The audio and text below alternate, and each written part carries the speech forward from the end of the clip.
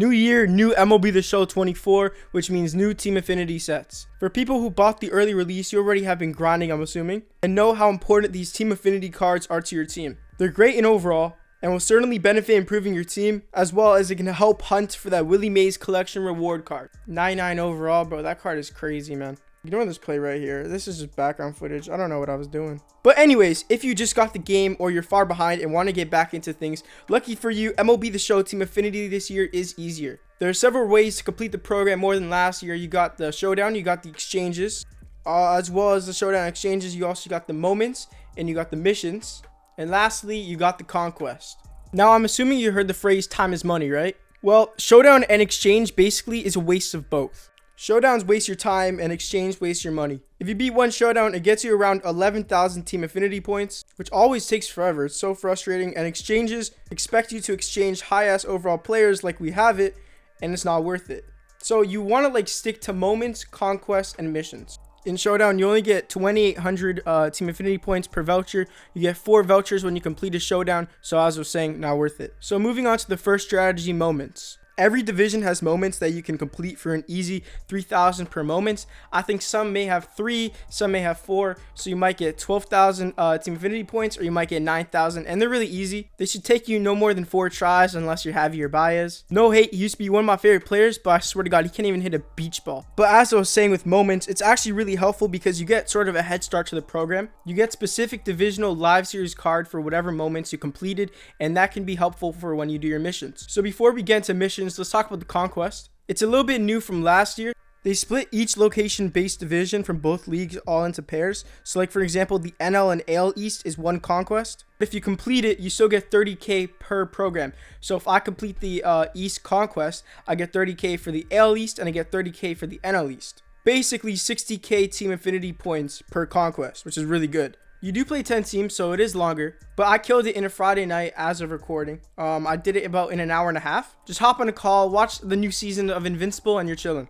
You're probably playing on all-star veterans, so it shouldn't be that difficult. Plus, once again, you get rewards on the conquest, like show packs, and you get a headliner when you're done. I'm not that lucky, so I'm probably just gonna pack at best a Blake Snell. But if you're a little midget leprechaun, you might get an Aaron Judge, Ronald Acuna, who knows? Or you might actually get the headliner card. But the actual teams you use in Conquest is actually really important, and this is going to go towards my last point with missions and parallel XP. Team Affinity is really amazing this year where each mission you do is repeatable. I've been using Sandy Alcantara and Billy Wagner as my pitchers, and through repeatable completed missions, I'm getting a lot of consistent XP. Parallel XP that develops into Team Affinity points. Because Sandy Alcantara is on the Marlins, per every 1,500 XP parallel points I get with him, I get 6,000 Team Affinity points. And with Billy Wagner, because he's a boss, they actually have a separate mission for him.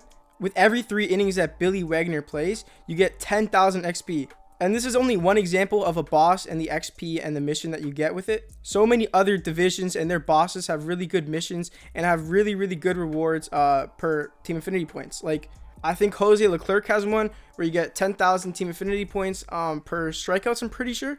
I'm not too confident on that, but basically, completing missions with your Team Affinity bosses nets you the most Team Affinity points and helps you complete the program faster. I find that when you do the missions with your bosses, like for pitchers, it's easier than hitters because pitchers are up consecutively, while for your hitters, you have to wait 8 batters after them.